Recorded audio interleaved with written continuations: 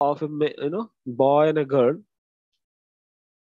but he has also talked about the love of a child who has a yearning for a mother.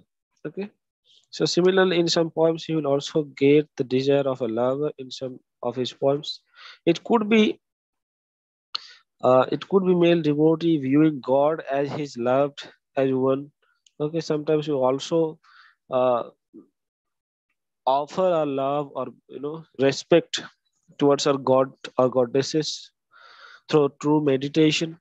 So such kind of things are actually a mix up of love. So the connotation of love is also very different from the general perspective.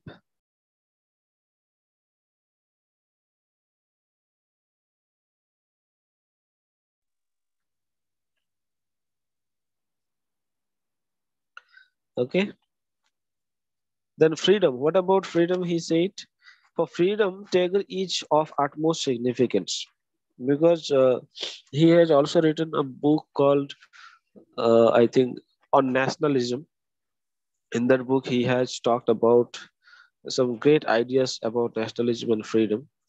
However, even when he uses a seemingly, light-hearted tone in trying to argue for the freedom of young men from their crooked up and boring homes, he is doing so for a more serious purpose. The liberation will take them to the security of nature that will be eventually lead them up to an awareness of God.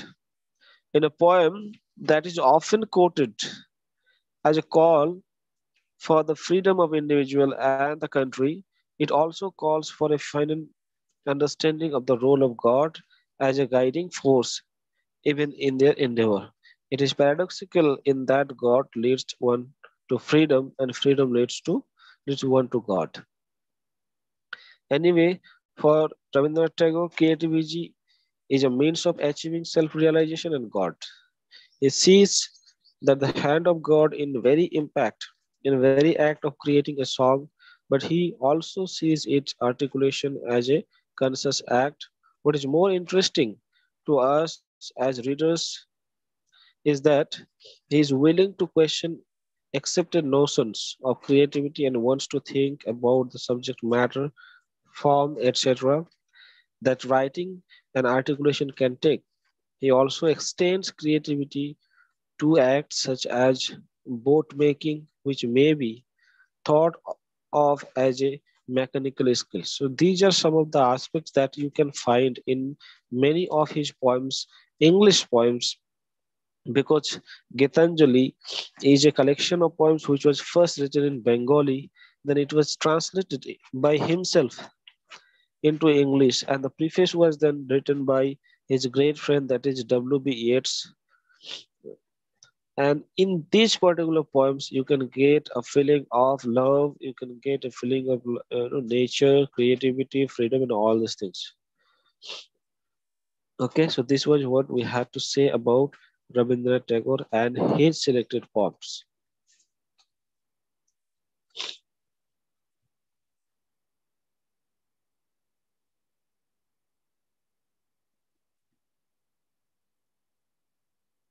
So we have only today and tomorrow to finish this chapter. So what I will suggest you that please go through the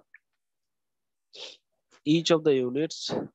At least if you won't be able to complete all the units, just go through once, because if you will go through once, it will create a kind of mark at in your brain about the topic, and the topics are very easy. It's like a story. Okay, so we had completed Untouchable, Train to Pakistan, Quilt, then selected poems, and My Story. These are remaining. So let's talk about Nissim Ezekiel. He's also a great poet of Indian continent. Nissim Ezekiel is in unit number 11. Okay, selected poems of Nissim Ezekiel, page number probably in 88.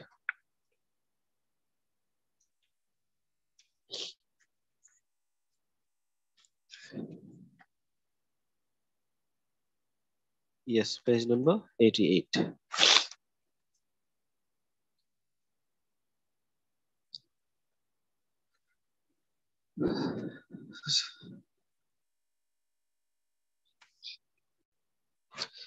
Yes, Nishimizugal is a great poet because of some of the good poems that he has contributed into the Indian English literature.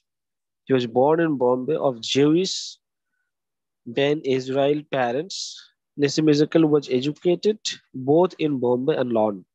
He taught English at his school, college, and the universities.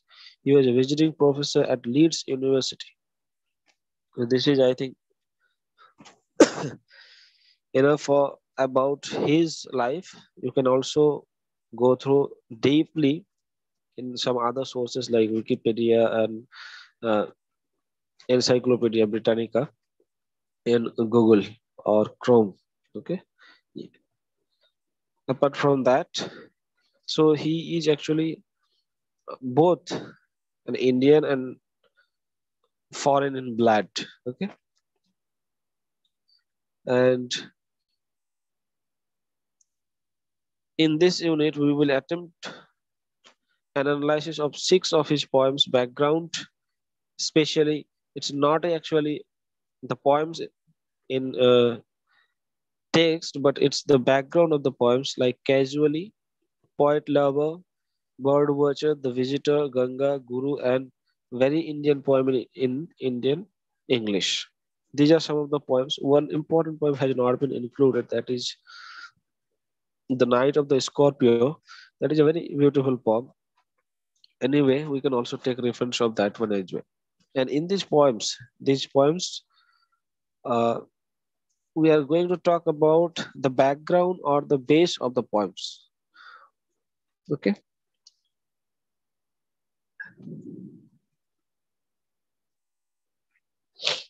I'll take the reference of the poems, but uh,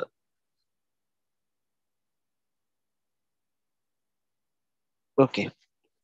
So Nissim Ezekiel, as I said, that okay, he was born of Jewish parents, and he taught at various places in English, uh, art, appreciation, and was involved in the promotion of poetry and theater.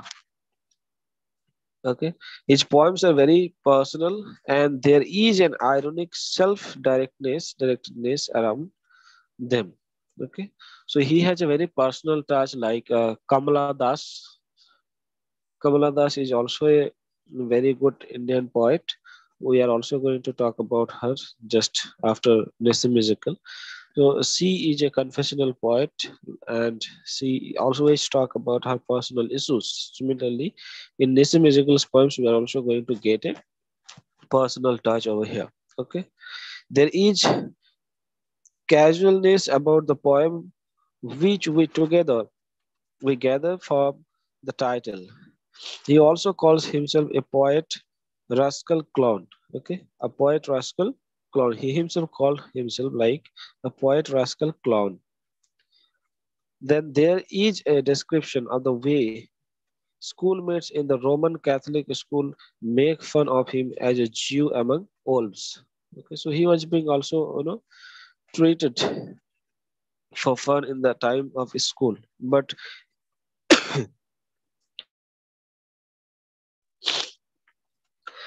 he quickly turns it around by declaring the irony in his getting the first prize in the scriptures. He also mentions the animosity from the Muslim and Hindu boys. Ezekiel doesn't feel inhabited to talk about failures in his life. So he was very strong in the beginning as well. Even though people were mocking at him, even though they were make fun of him, he was not upset, rather he was trying to work hard so that they can one day feel that okay, the boy was very intelligent and we won't make fun of him. So that was he was proving through his intelligence and his creativity. He talks of his failure in England and his subsequent return to India, scrubbing the decks. He looks upon his life as one of survival, and he knows he is wise enough to have survived the play the fool. Okay. Ezekiel compares poets with bird watchers. So according to him, he compared the poets, all the poets, with bird watchers. The common thing between them is that they both wait and watch. Okay. Soon the bird watcher becomes male and the bird to be watched a female. The phrases the poet uses in this context have open sexual connotation, whether it is the hunt and the surrender or the reverse flow, the heart's dark flow he refers to in the poem. So these are some of the expressions that he has used, and he has beautifully made a comparison between the poet and the bird watcher, and this has a deeper connotation about a male and female relationship. Okay, we may also agree with Ezekiel's description of the crow to the extent, like we have a poet like Jayant Mahapatra from Odisha. He is also a very good poet who has also talked about the social realism in his poems.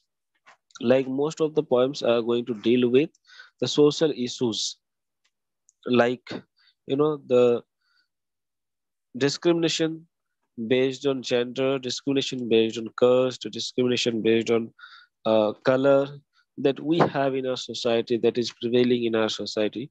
So that are the most of the important themes has been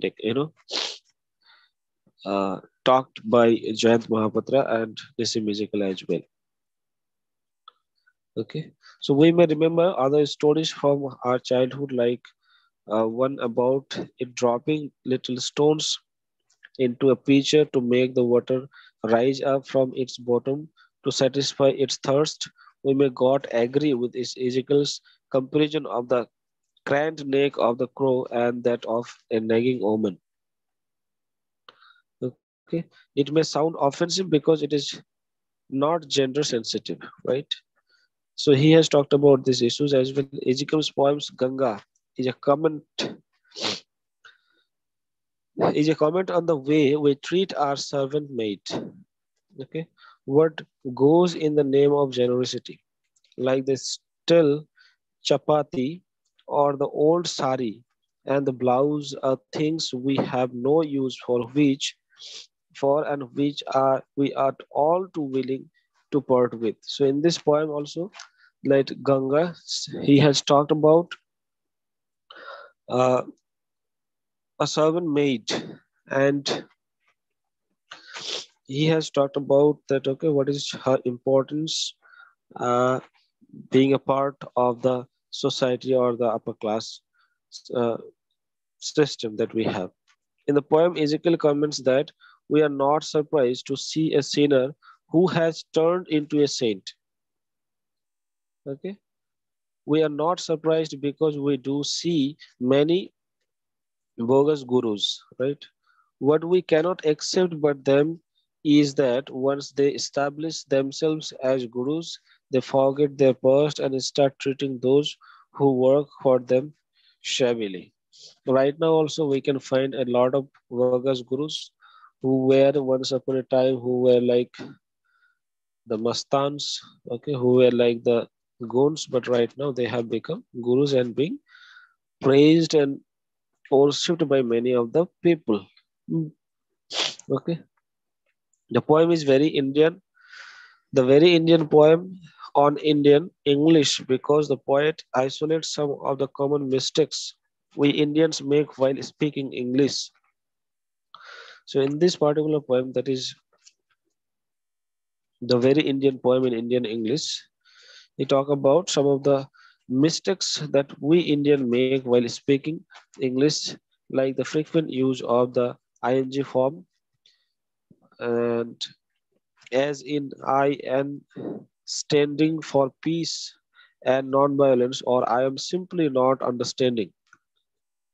So what he is saying is that we Indians especially commit a mistake of always making sentences through the ing form, that is the continuous form, or either continuous or the present participle form. The poem is very Indian poem because it first addresses the problems we have with English as Indians.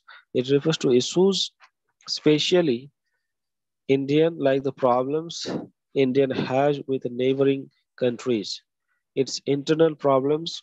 There are references to Indian leaders like Indira Gandhi. However, Ezekiel uses language differently in different poems. Where he uses a plain style in poems like Ganga, Guru, and The Visitor, lets the language work subtly to bring out the irony and sarcasm. He uses the language with deliberate repetition in a very Indian poem in Indian English to make fun of it by exaggeration. So, in the last poem, that is a very Indian poem in English, in this poem, his tone was a little different because he wanted to make fun of the use that we do when we speak in English.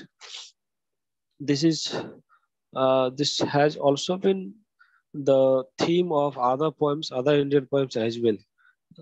Like there is a poem like Mr. Puspa, the goodbye party for Miss Puspa. There is also another poem. Uh, in that poem also we have a theme like of using of English language, where the people are also going to talk. There is a important novelist as well, like Raja Rao.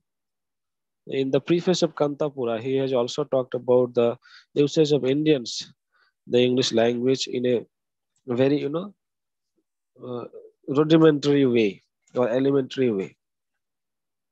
Okay, just a minute, please.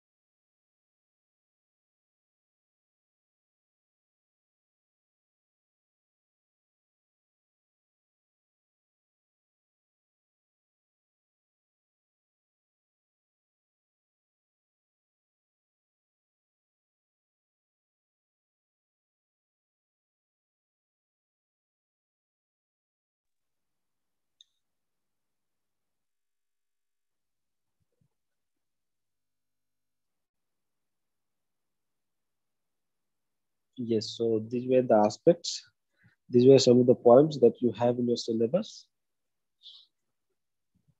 Now let's talk about Kamala Das or Kamala Suraya, because later on she changed her religion and changed her name as well. So she was born as Kamala Das, but later on she became a Muslim and she changed her name as Kamala Suraya. Okay. So Kamala Das came from a family of writers. Her mother, Balamani Amma, was a poet in Malayalam, and her grand uncle was Narayana Menon, a famous poet philosopher. Okay, so she belongs to a very well educated, well cultured family, and thus maybe she got a touch of writing, and she has written some very beautiful poems, and she has contributed.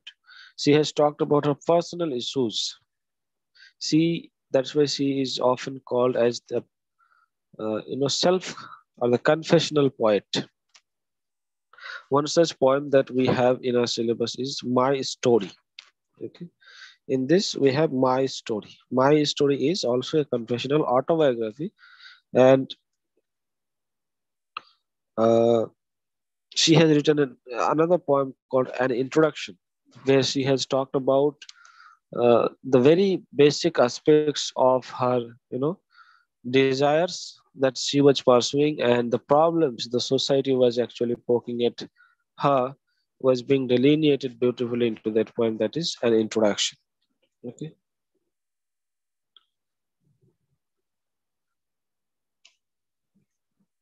Now, Kamalada's My Story is actually a story. Uh, actually a autobiography. So Kamalada's My Story begins with her childhood and takes a thorough journey into her adulthood. She talks of varied, things, beginning with the humiliation of a brown child in a European school, moving on to discussing her ancestral home in Malabar, Nalapat house, and her ancestors, her schooling, her marriage, her relationship with her husband, and with other men. Her creativity, just to name a few. Okay? In the preface of the book, she calls it her autobiography and says she wrote it because the doctor felt that writing would keep her mind off a serious ailment like heart disease and that it would also be lucrative so she could pay her hospital dues. Okay. She was by then a well-known writer and an editor was only too willing to publish her work in a serialized form for a journal which would then be published in a book format. So these are some of the reasons because of which she called it an autobiography and published it in a very in a periodical format, okay, to get some money because she was suffering from heart disease to pay the bill of the hospital charges. So she started writing, and because of writing this autobiography, my story. Before that, also she was already a very good poet, well-known poet during that time. So it was very easy for her to get published her works.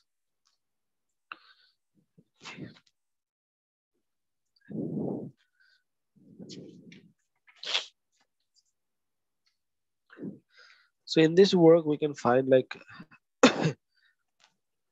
autobiography, as as the word itself suggests, deals with the act of writing by by the self, or if you're writing your own story yourself is called autobiography, and if a person who is writing your story, then it will be biography, okay, of the self and the life. So writing an autobiography involves the acts of recalling and recreating. It's very important that how much competent you are to recall the past, okay, because recalling and recollecting is very important. It would also depend on the factors like when a writer writes his or her autobiography and what motivates the person to write about it. In other words, it depends, among other things, the author's location and ideology. The author's location and the ideology. Autobiography has often been associated. Autobiography has often been associated with the life stories of the well-known and famous people, mostly men. So that was one also a kind of aspect that she was thinking about, that most of the autobiographies that we find in the literary world, in the cinematographic world, we find that most of them are of men or the male persons. Okay, that's why we lot of autobiographies are becoming now movies. Okay, and most of them are probably belongs to the main persons. Okay, but those from the marginalized sections like Dalits and women have used the form to suit their needs. For someone denied the self and the space in society, the form that emphasizes the self becomes a means of defining one's own identity. The autobiographical mode gives Kamala Das the flexibility she needs to retrace her life and bring out issues that have been crucial for her self definition, like that of the body.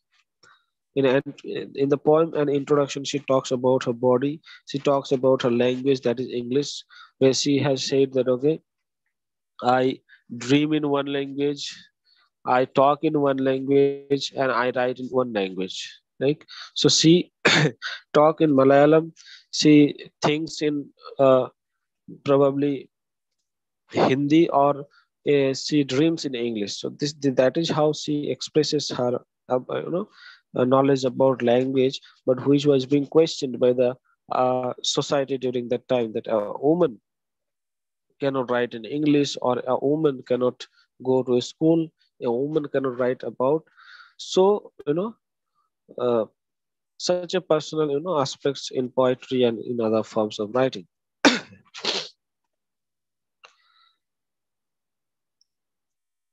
Okay, so the her autobiography is also serialized so as to let her decide on when and where to apply a closure, which is also open-ended. Such an act of writing gives her a sense of freedom, a right to choice, a creation of a self, and a space for herself. Kamala Das, thus my story has been viewed as an explicit statement about her sexual desires.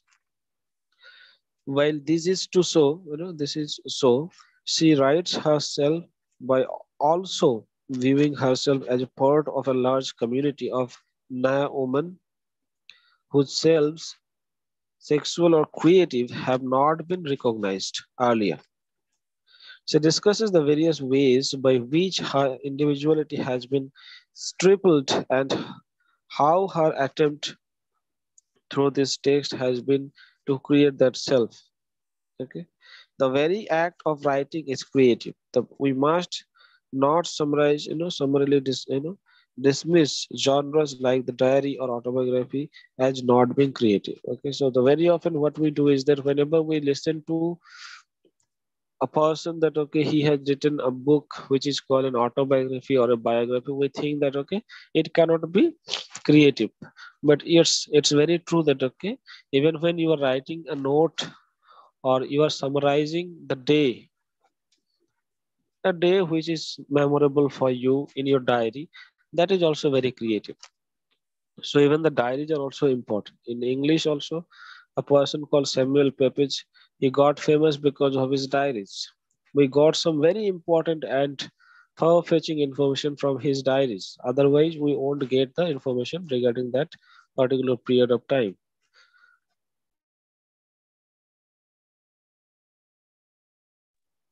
So diaries and autobiographies are also very creative. The distinction between the fact and fiction is not clearly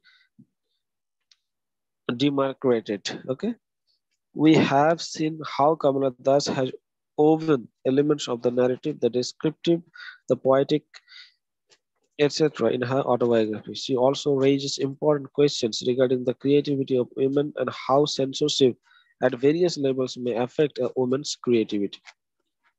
So during her life, during her career, she had to go through a lot of things. She had to go through a lot of things, not because she was a very good poet, but because she was a woman and she knew English. She can speak, write fluently in a foreign language. That was also a matter of jealousy during that time. And as she was writing very fluently, as she was producing works very often, she had to go through some other problems as well of publications and censorship and all these things because there was an issue of censorship because most of the cases she talked about the personal issues and she was not hesitant to talk about the sexual aspects of her personal life as well. So that's why her works sometimes got banned from censorships as well.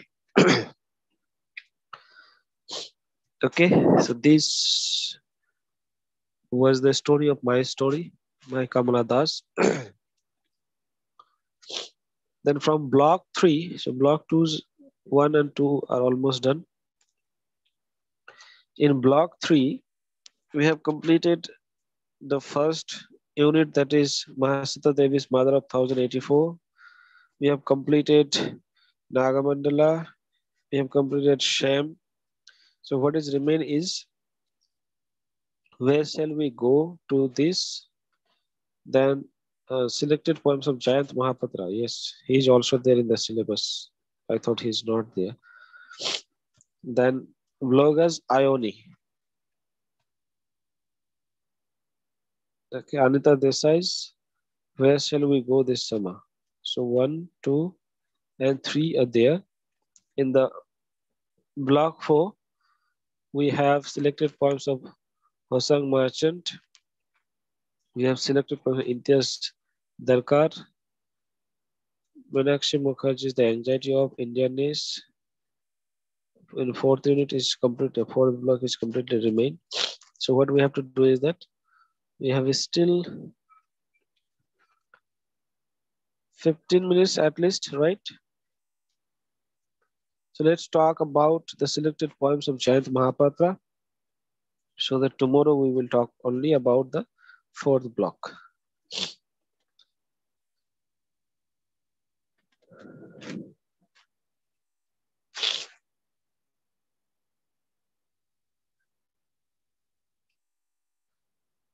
The selected poems of Jayant Mahapatra, right? You can find him in page number 113, that is 113.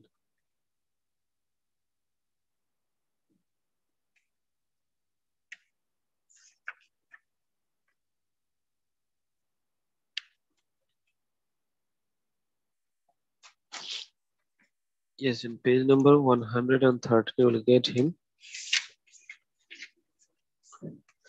Jayant Mahapatra is placed in Cuttack, Odisha. That's I already mentioned while I was talking about Nissim Ezekiel. Right, Odisha, where he has spent his entire life. He has published 7 volumes of poetry, starting with Close to the Sky, 10 by 10, to more the recent Bear Fans. Okay, he has also translated a lot of poetry from Odia to English. He is the editor of uh, Chandravagha. Okay, and some of the poems that has been included, some of the backgrounds of the poems that has been included into this particular unit is poems like Dawn at Puri. Hunger is a very beautiful poem. Okay, Dhauli, A Day of Rain, Grandfather, Progress, and the lines of my poem. These are some of the poems whose backgrounds are discussed in this particular chapter. Hunger is a very beautiful poem, and you can also go through this particular poem separately if you want. In his poems, you will find the world of nature, as I mentioned. You will find the world of hunger. Hunger is itself a theme of his writing. Then you will also find religion. You will also find the upper caste and lower caste systems. You will also find the self-reflexibility, or you can say the self-meditation in his poems. Together with Progress, line of my poem, Dauni, A Day of Rain, Hunger, and Dawn at Puri. These are some of the poems whose backgrounds has been explored in this particular chapter. So Jayant Mahapatra writes from Odisha, where he lived all his life. His poems reflect his rootedness in a small town of Odisha near Kotak, okay, which acquaintance with the religious practices of the Hindus, his own personal background as a Christian. So he belongs to the Christian community, but he was surrounded by people or neighbors who were Hindus. So he was very akin to both the religions, Hinduism and Christianity. Mahapatra has different kinds of nature poems, not similar to that of Rabindranath Tagore, John Keats, and other poems. Tarudat. There are some which describe natural objects. Some of these also discusses the theme of love, which one associates with poems of nature. But there are also others that move on to discuss serious themes. The cells learning against one another in the poem refers to the leprous beggars who sit in front of the temple. Okay, so see, he has talked about the very basics and common aspects of life, which has been not, which is not part of discussion uh, in the educated societies. Like he has talked about the beggars outside a temple. He has talked about uh, the people outside a brothel house. He has talked about uh, the people who are begging, like especially the young girls who are begging, and the people or the so-called civilized people who are taunting them, or who are offering them, okay, I will give you money only when you are going with me, okay, to satiate their physical desires. So such kind of activities which are prevalent in our societies has been, highlighted by this particular poet called Jayant Mahapatra. Okay, so he writes about different kinds of hunger in his poems. The hunger for food and starvation is discussed in the poems. The hunger for physical desires has also been discussed into this poem. Okay, Dawn at Puri Dhauli and Grandfather.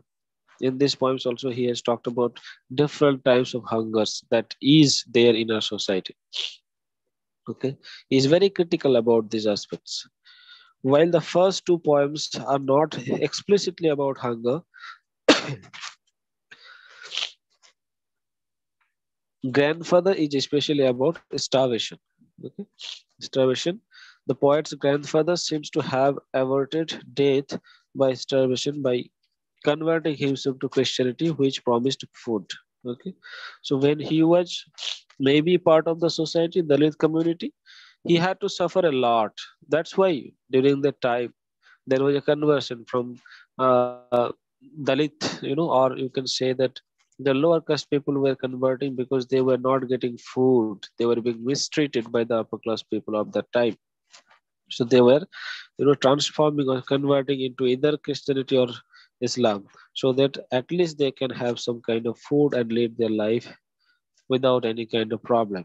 Okay, we encounter the hunger of the body in the poem titled Hunger. Okay, so in the poem Hunger, he has talked about the desire or the hunger of body. Okay, so it's very mean to say, but yes, it's true. Okay,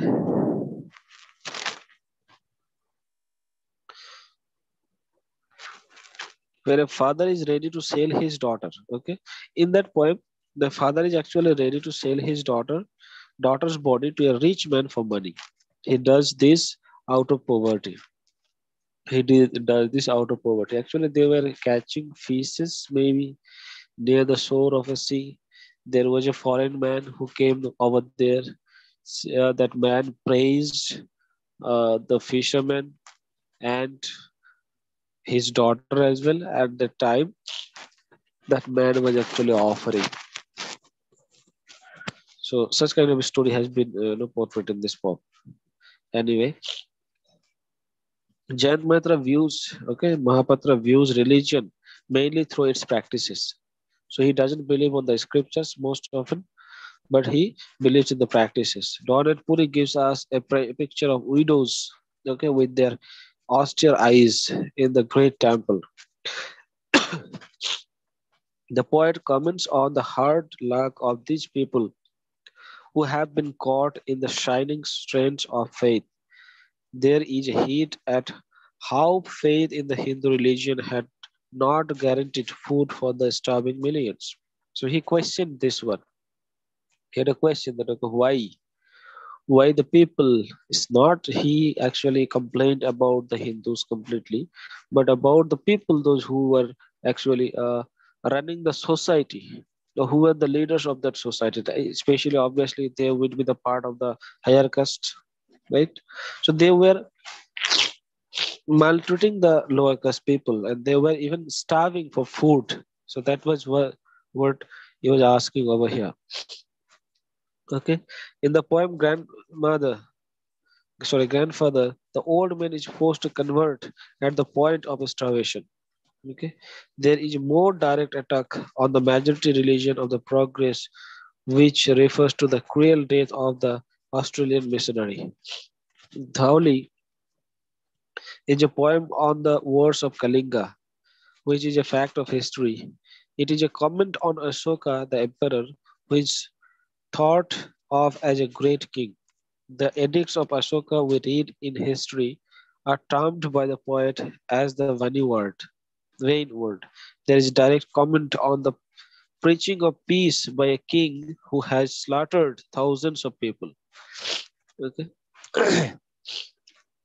So what he's saying that, okay, very often in the in Indian history, we get words of praise for King Asoka. Okay, but what he is saying in this poem is that how can we praise a person or a king even though he has said some good words? We cannot praise him because he has killed n number of people in the war. So a person who has killed a number of people cannot be a person of respect and adoration. Okay, that is what he is saying. Self-reflexivity is also a process by which a writer looks at her or his own work. The poem, The Lines of My Poem, as the title itself indicates, is a poem by Mahapatra on his own writing. The poem opens, for instance, with the lines, "This poem stares out uneasily from the top of its case." A little later, the poet addresses the poem directly and says, "You are the cocoon of my broken soul." The entire poem is actually a reflection of poetry and its social responsibility. So these are some of the aspects actually been delineated and portrayed by Jayant Mahapatra in various poems, and some of the poems has been included. Our syllabus is or are talking about this particular social issues. Okay, he has talked about different types of hungers, he has talked about different types of starvations, he has talked about the religious conflicts, he has talked about the upper caste lower caste problems. All these things are very common but not common in the literature of the mainstream writers. Okay, so these are the topics we had covered today. We will try to wind up the entire uh, contents that we have in this book by tomorrow itself. So tomorrow we will take the class on time from 10:30 to 11:30, right?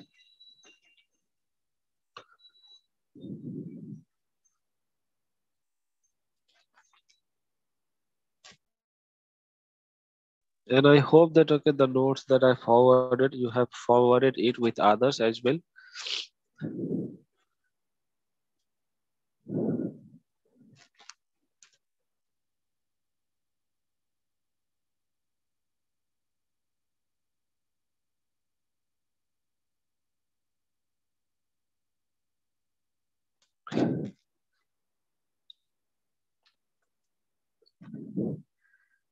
So please do join at the same time that you have tomorrow, and we will try to finish it by tomorrow itself. Okay.